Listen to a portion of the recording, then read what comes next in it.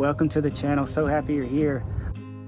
Today we're talking about suicide prevention. It's not something that we talk about very commonly in our communities or our families, but I notice as a clinician that people are very shocked or surprised when somebody in their family comes out and says they're being suicidal. Today I'm going to introduce you to something called the Stanley Brown Safety Plan, which is a great tool to use, and it's accessible online. You'll find the link below to be able to access this tool. The first step in creating a safety plan for suicide prevention is warning signs, and that's typically thinking about like thoughts, images, moods. What do you know for you in particular if you were able to become suicidal? What are your stressors? I've even had some of the strangest stressors, like I notice people playing games with their family sometimes, and sometimes all of a sudden somebody turns into Godzilla and they're just smashing the table or throwing things. So what kind of experiences have you had in the past where you became really upset and really agitated really quickly? Those are great things to think of. Maybe you want to come up with 3 that you could name. Step 2, we're going to look at internal coping strategies. What are things that you could do to be able to calm yourself down if no one else is available, there's no other distractions? How can you calm yourself? Deep breathing, progressive muscle relaxation. That's where you're kind of tensing each muscle group and you're kind of relaxing.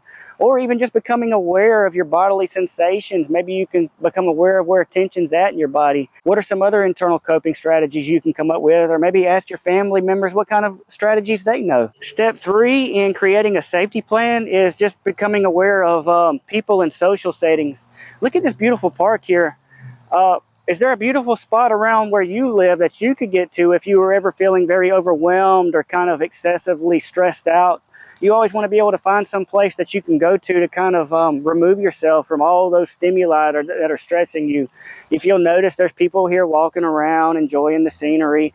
Also, think about people in your life that you can call on. So we're not quite at a really major stressor right now that we're thinking about suicide. But if you ever notice that you're getting close to that point, what are some people also that provide distraction?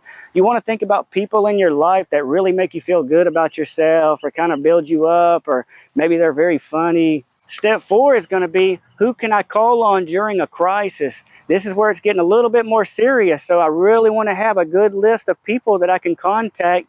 And I would say that it would be helpful to go ahead and have a conversation with those people, possibly to let them know, hey, I've got you in my safety plan. If I ever really need you, I need you to be available for me. Maybe you also want to have a discussion about, what will it look like? How will I need you to support me at that time? Because whenever you're not able to think clearly because you're so stressed out, that's where it's very important that you have people around you that can help you to kind of understand what's going on, or help you make sense of things, or help you to make a wise decision. Go ahead and have that list ready. Make sure you have a backup for your backup for your backup, because one thing that's very disheartening is when people who are suicidal are trying to contact someone for help and they can't get a hold of anybody. Also, be very clear on why you need help in that moment.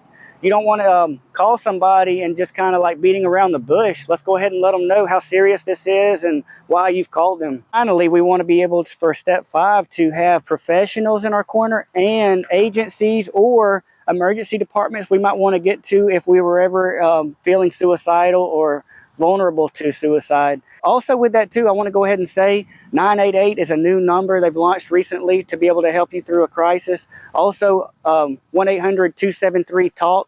1-800-273-8255 is a great number you can always contact for a representative who's going to be able to help you immediately. But other than that, think about your professionals in your corner. If you're dealing with suicide, it's an ongoing battle, I'm sure, because a lot of times people dealing with suicide, it's very ambivalent. Sometimes they're leaning toward it and sometimes they back away from it, but it could be an ongoing issue. So make sure that you and your counselor are already having a discussion.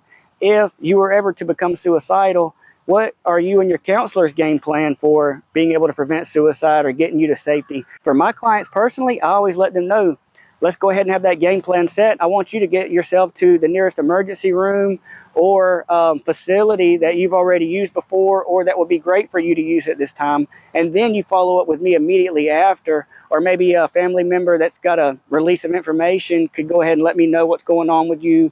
But please get to the emergency room as soon as possible. Also with that too, look at your local ERs. There's protocols for local hospitals on how they like to accept suicidal clients. There's special places for suicidal clients.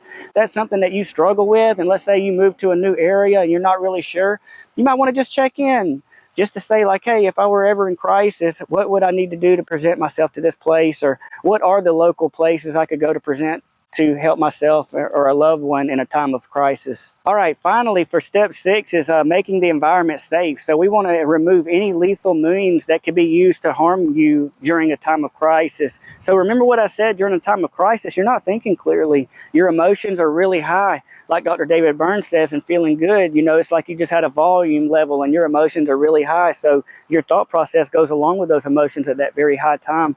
So go ahead and be thinking ahead. What are some things that we could do to make the environment safe? A lot of times people have weapons in their home. Maybe you want to go ahead and lock up some weapons. What about medications, old medications especially? One time I was giving a talk at Baycare, and everything was going really smooth. And I said, if you ever have an excess of medications, you should just flush them down the toilet. And these nurses all jumped up and said, no, no, no. And they jumped all over me. But it was rightfully so. They were in the right. They said, you know, if you flush medications down the commode, that's lethal for the environment. So there's actually facilities around your community that are made to process and take in old medications and discard. CVS, your local hospital, your local mental health facility probably has a way. So that's something that you might want to reach out. Even your local sheriff's department often has ways to discard of old medications. So just think about it. What are some things that we could do to make our environment more safe? If you had somebody that was cutting, maybe you want to remove sharp objects from the home.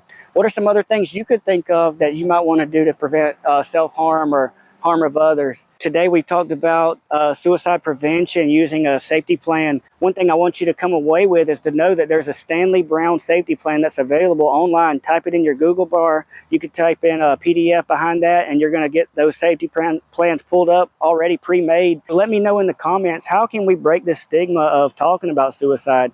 I'm so tired of seeing suicide on the news. We talk about it for a couple days and then we bury it again. Then it comes up again and we bury it again. Let's just go ahead and be open. Let's talk about it. Let's prevent suicide in our community. What can I do as a clinician also to help you in the community? We want to help you so much. So thank you so much for being here, and let's change the stigma for this.